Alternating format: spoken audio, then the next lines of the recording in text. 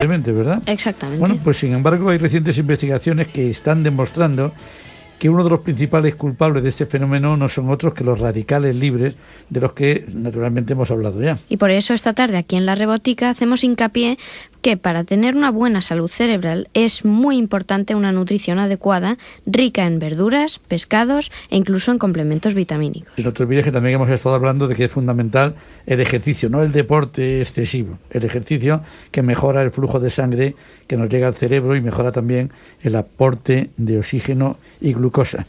Y ese beneficio se relaciona principalmente con una mejora de la función cognitiva, también cognitiva, e incluso disminuye el riesgo de padecer demencia. Pero bueno, para darnos más consejos se halla con nosotros el doctor Javier Quintero, que es el director de Psiquis, que es un centro especializado en psiquiatría y psicología, y es que ha centrado en la atención del niño y del adolescente. Y además el doctor Javier Quintero es también jefe del servicio de psiquiatría del Hospital Universitario Infante Leonor. Doctor Javier Quintero, muy buenas tardes. Muy buenas tardes. Hay que tener cuidado y no obsesionarse demasiado por eso de estar envejeciendo. No, obsesionarse nunca es bueno y desde luego no nos podemos obsesionar con algo que, como bien apuntabais, es inexorable. El paso del tiempo nos afectará a todos. Podremos envejecer en mejor o peor forma, pero vamos a envejecer. Y igual que nuestros músculos ya no van a ser tan resistentes, pues tampoco nuestra neurona lo va a ser. Es decir, que se trata de un fenómeno natural, pero se puede o se podría retrasar si tomamos unos hábitos saludables. Yo no sé si retrasar, pero desde luego mejorar la calidad del envejecimiento. Es decir, al igual que nosotros, mencionaba antes el ejemplo muy sencillo que la gente entiende mucho mejor, que es la actividad física, ¿no? Si yo soy una persona mayor, pero soy una persona que mantengo un ritmo físico de actividad cotidianas pues razonablemente alto, acorde a mi salud, pues desde luego voy a envejecer, entre comillas, mucho mejor. Pues lo mismo pasa con lo cognitivo. Si yo, a pesar de estar jubilado, sigo leyendo, sigo haciendo pasatiempos, entretenimientos, sigo cognitivamente activo, pues mi envejecimiento mental también va a ser mucho más saludable y, bueno, desde luego, para mí muchísimo más agradable. ¿Estos hábitos deberían inculcarse a los más jóvenes? Sin duda alguna, sin duda alguna. Yo creo que esas son cuestiones que nosotros tenemos que intentar empezar a forjar desde bien pequeñitos.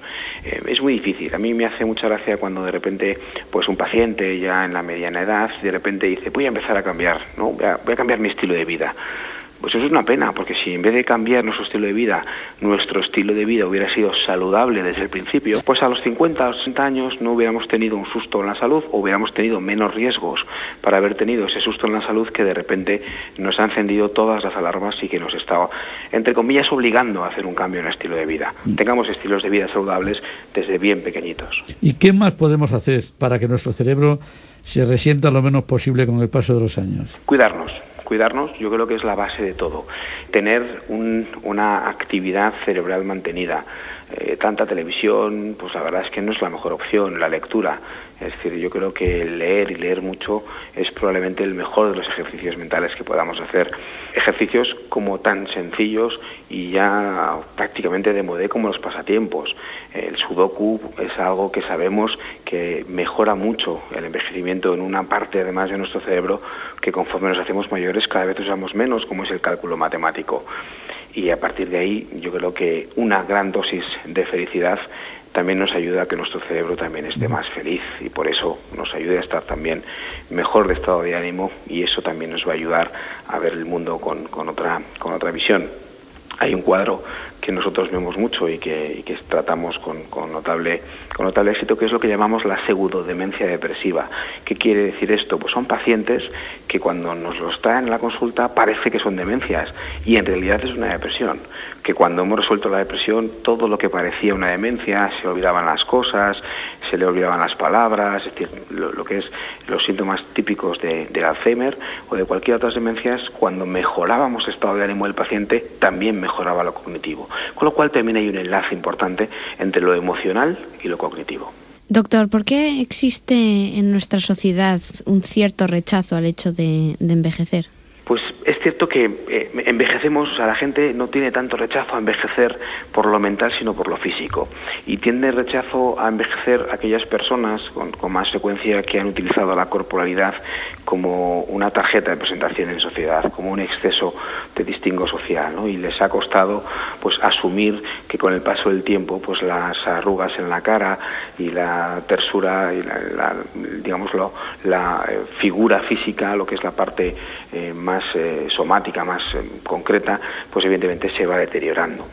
Y es gente que habitualmente se han enfocado tanto en lo físico que se han olvidado que lo que está dentro es lo importante. Y eso es una pena. En realidad yo creo que es un problema nuestro social, donde seguimos pensando que lo bonito es bello y lo bello a veces no necesariamente tiene que ser bonito. Parece haber una barrera en la sociedad que no es oficial, porque muchas veces se conviven gente mayor con gente joven, pero yo creo que hay un desconocimiento de la gente joven a los mayores total, es una falta de enlace. Sería bueno también para la salud psíquica que no hubiera ese bache. Bueno, pues ahí me va a permitir hacer una broma. Yo creo que eso lo va a arreglar el gobierno a través de retrasar nuestra edad de jubilación. Nos va a mantener trabajando hasta los 75 años, con lo cual los jóvenes van a tener que vernos trabajar llegando a nuestro puesto de trabajo con la cachava, ¿no? Pero bueno, bromas aparte, es cierto que el ritmo frenético de nuestra sociedad, donde tenemos o queremos tener, ¿no?, una alta tasa de recambio de todo, efectivamente hace que no nos fijemos mucho en las personas mayores, ¿no? Y es una lástima, ¿no?, porque a veces en lo laboral ves gente que a los 50 y tantos años, cuando es cierto que, bueno, pueden estar mayores, pero acumulan una gran cantidad de experiencia, pues parece que ya no sirven, ¿no?, y que tienen que ser reemplazados por una persona más joven con una carrera diferente, ¿no?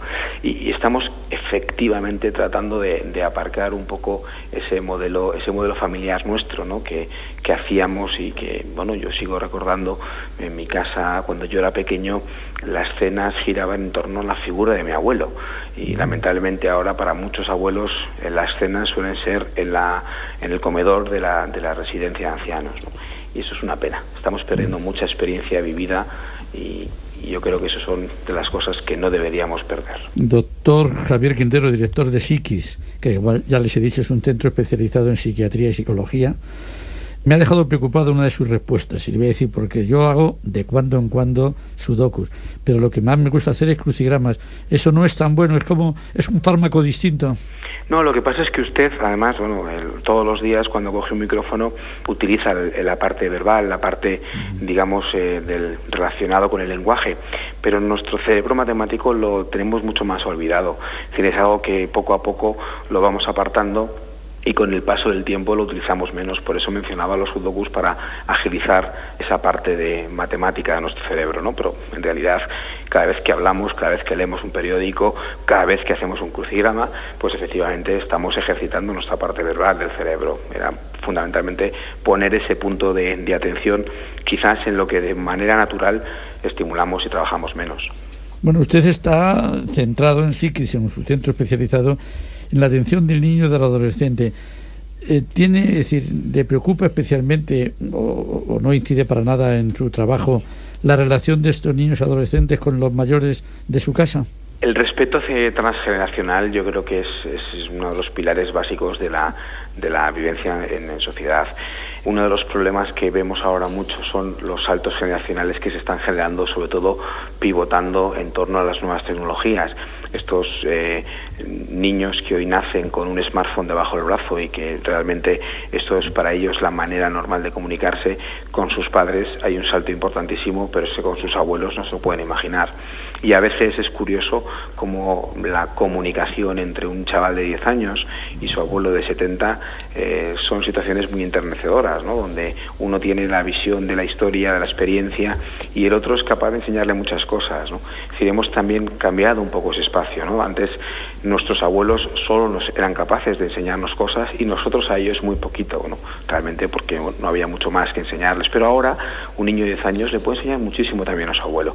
Y yo creo que esa es una manera muy interesante de poder, reconducir esas relaciones entre nietos y abuelos, que hacen que no solamente sea bueno para el nieto, sino también sea muy bueno para el abuelo. Doctor Javier Quintero, estoy totalmente de acuerdo en que se debería hacer un esfuerzo por mantener estrechos lazos entre jóvenes y adultos, porque los jóvenes tenemos mucho que aprender. Y sobre todo, en la vida, el aprendizaje más potente es el aprendizaje por ensayo y error. Es decir, yo, si me equivoco, la gran oportunidad de cometer errores es aprender de ellos.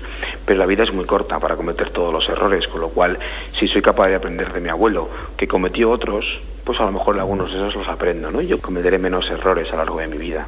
Muchas gracias, doctor Javier Quintero, por sus sabios consejos como cada semana aquí en La Rebotica. Te esperamos la semana que viene. Muy buenas tardes. Y muy buenas tardes. Buenas tardes.